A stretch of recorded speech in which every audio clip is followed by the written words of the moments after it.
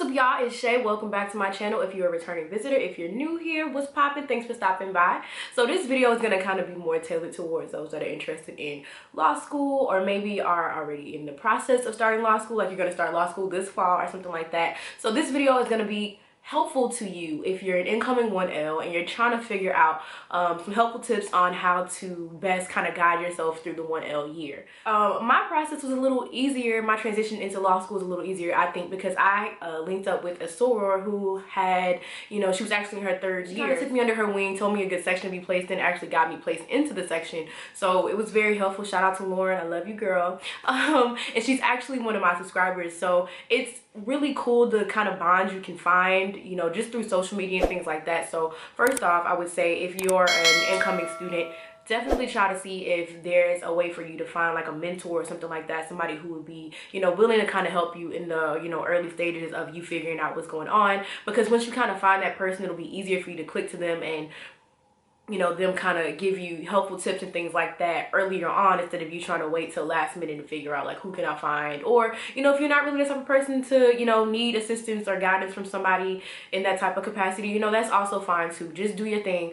But for me, it was most beneficial to find somebody to kind of help me and guide me on the right path earlier on, because it was a little easier for me to be like, okay, well, she said to do this, okay, you said to do that, but I kind of believe her, because she was never really feeling the need to kind of over exaggerate things. She always seems to give me like tips that were straight up, this is what you should do. If you don't, I mean, that's on you. Like, it was always very like cutthroat, and not in a bad way. I also think that it's very important for you to try to find your study habits early on.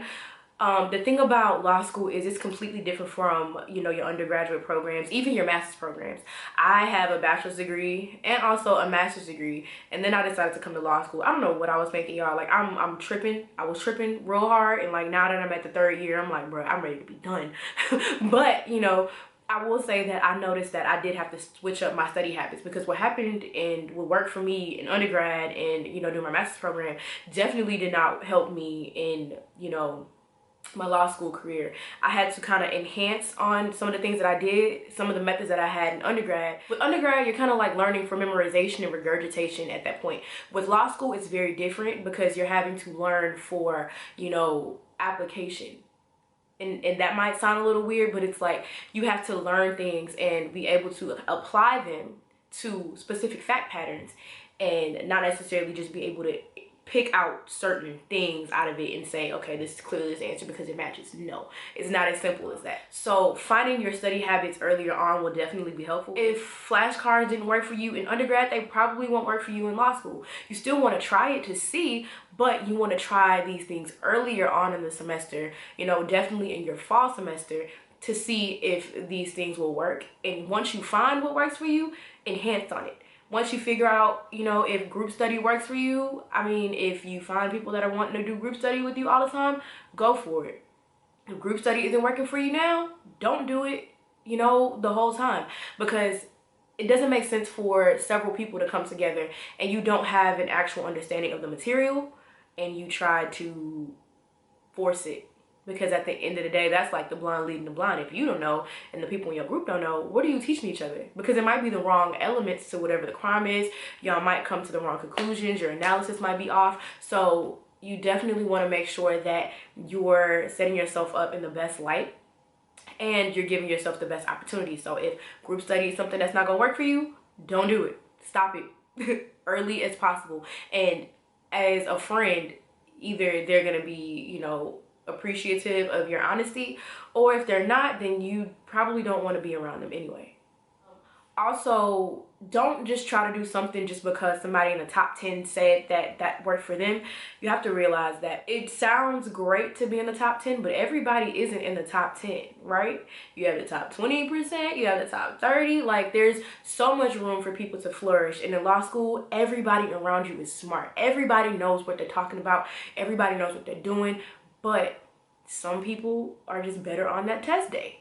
So just because something worked for somebody that's in the top 10 does not necessarily mean that it's going to work for you. You have to be realistic with yourself and who you are, and then realize, okay, well, maybe that, won't work for me. If you're not the type of person to be able to wake up at 5 a.m., study all day up until 9 p.m. and then shut it down and go to sleep, if that worked for the top 10 person, it might not work for you because you're not that type of person. I can't do that. I know myself. If I wake up at 5 o'clock, baby, I'm going to be still in the bed laying down until about 7. So I've wasted 2 hours of my life right there just trying to get up. So I would much rather adjust my schedule, figure out where I can plug and play certain things at. And I think that it's better if other people do the same thing. Be realistic with yourself early on, so that way once you're actually getting into the groove of studying, you kind of have a routine going on, and it's like, okay, well, this is what works for me. I'm going to study 5 hours here. I'm going to take a break, go to the gym, I'm going to eat, I'm going to do this, that, and the next, and I'm going to kick back into it, study for a little bit, then I'm going to chill. If you got to watch your TV, if you have to watch your football, your ratchet TV like me, I watch my, Love and Hip Hops and all that. You can still find ways to do this, but it's important for you to kind of figure that out on your own. Don't just feel like you have to be strict by the books, because it gets old real quick. You have to figure out a healthy balance so that you're not, overburdening yourself with nothing but material content, things like that. You have to figure out a way to kind of, put it together piece by piece, play by play, and just see what works best for you. Once you figure out what works best for you, stick to it. That's really the key. Once you find what works best for you, stick to that, and then, everything will be good. I already kind of mentioned this, but another thing that you want to make sure that you're doing is finding a good group of, friends in school, because it does get a little lonely. A lot of people don't, necessarily understand everything you're going through. They'll say they get it, but they really don't, right? Because they're not literally there with you every day.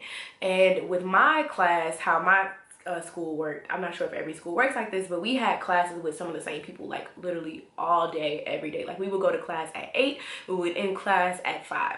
And so it was like some of these people you would see literally all day because you would have every class with them. So of course you kind of naturally flock to these people because you're around them all the time. And law school years kind of go fast. I feel like we age in like dog years in law school. I feel like we really just been through like 7 years because we're always together. And it's just nothing but time spent together. So these people are going to be the people that you're actually like kind of leaning on and, studying with and, eating lunch with and things like that. So you want to make sure you're around a positive group of people, because if you're around too much negativity, that can alter your mood. It can alter your study habits. It can make you just all around not as happy person. And you don't need any type of energy like that when you're in law school. It's already stressful enough. You just want to make sure you have nothing but positivity around you. And I definitely believe that a good friend group would make or break that experience for you. So the earlier you can find a good group of friends, stick with them. If y'all have y'all little whatever, learn from that. And either you got to move on or you can fix the friendship or whatever, but make sure you have a good support system around you, not only within the school but also outside of the school. If there are people that are studying with you and it's like they're trying to bring you down, that's not your friend. If there are people that are around you and they have such and such materials and you ask them for help and they're not really willing to help you, that's not your friend. They're still in competition with you. And I get it, we're all in competition, it's law school, but at the end of the day we can all eat.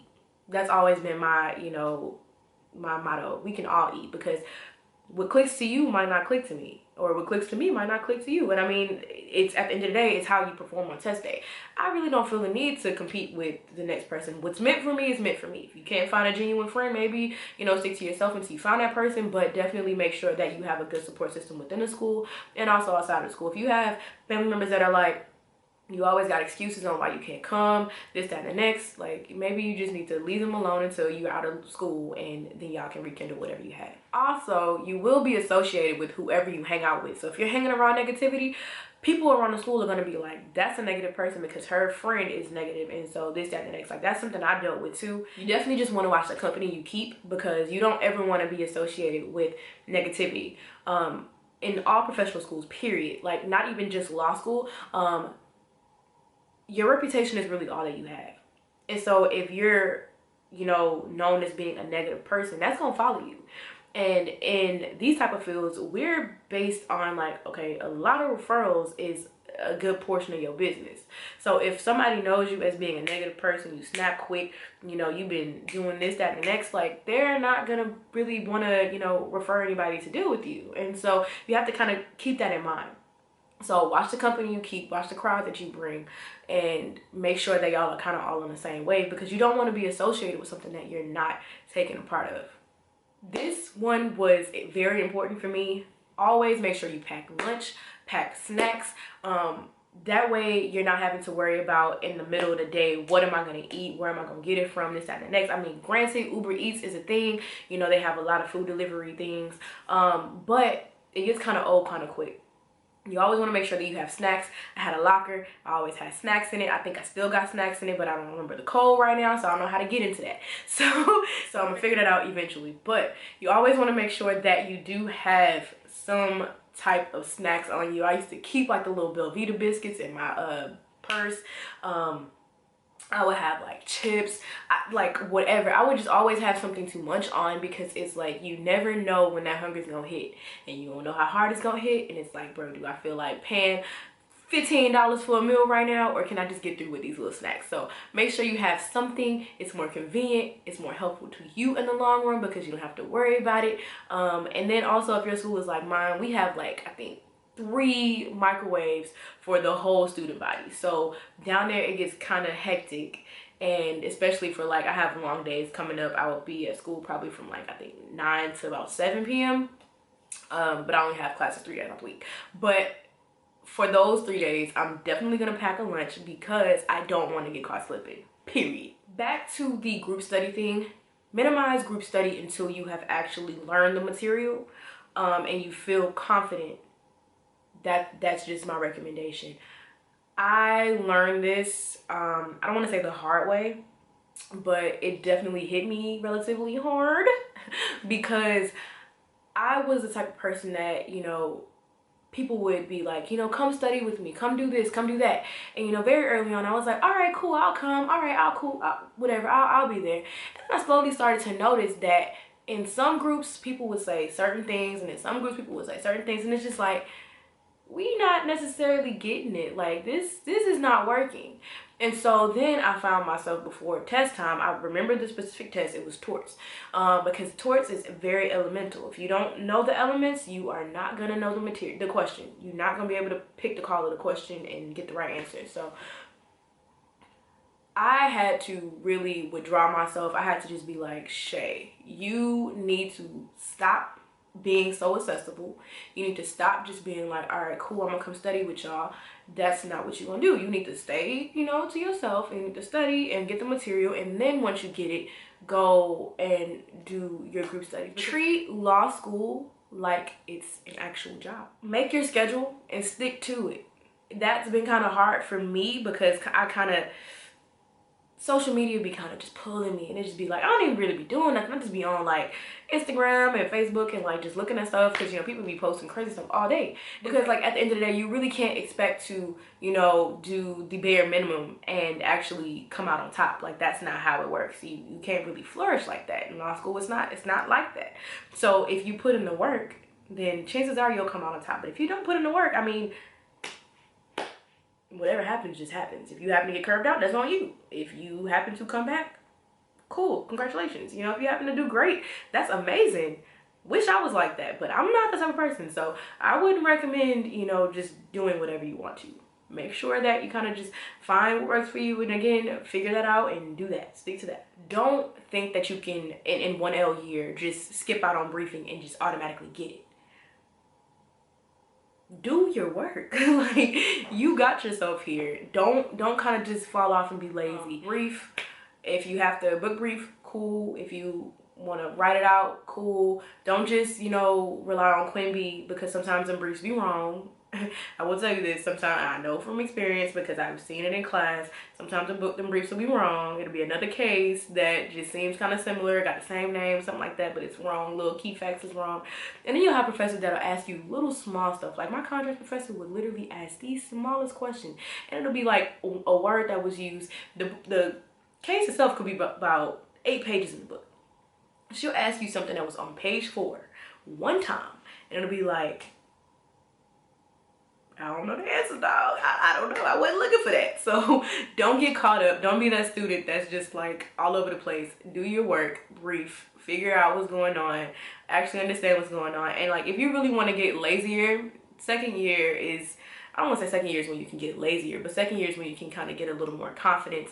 You can like book brief a little lighter, and things like that. So you can kind of find your way a little more once you get to second year. But first year, you kind of definitely want to start off with a bang, make sure you're getting what's going on, read, do all that good stuff. Be a good student. Don't be like me. And also learn the elements. A lot of classes are just strictly element based. So if you learn the elements of like a negligence tort, if you learn the elements of, you know, battery or, you know, tort battery, and understand the difference from criminal battery and assault and like all them good things, you know, if you know intentional infliction of emotional distress, if you know exactly what you're looking for with these, you'll be able to kind of do a little better when it comes to the actual call of the question. You'll see the call of the question and you'll see, all right, so are these elements listed?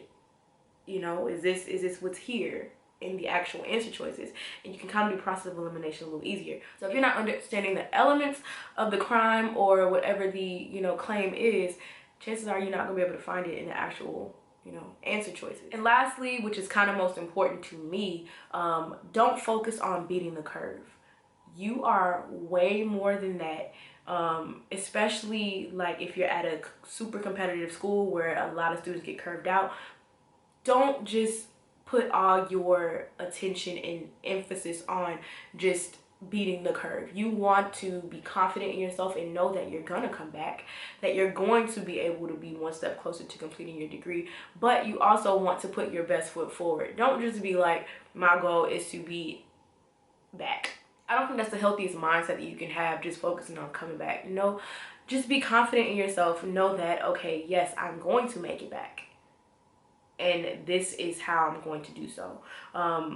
Just kind of alleviate that stress. Don't put that on yourself. Don't be that person and just be like, I just gotta come back. Like, nah, you're gonna come back. Be confident in that, and just have faith in yourself and work for the actual spot that you want. That's it. Don't work just to come back. Work for the actual position that you want in your class, and you will be fine. All right, so I hope that helped you. If you are going to law school this year, congratulations. If you are looking into going to law school, congratulations for that as well. It's a big step. It's a big change, and it's definitely important. We always need more lawyers in the world. So I commend you for doing that. If you have not already done so, go ahead and make sure you hit the subscribe button right now. I greatly appreciate it. Also, if you have any questions, comments, concerns, leave them down below, and I'll be sure to get to you ASAP. Thanks for watching. I'll see you in the next video. Peace out.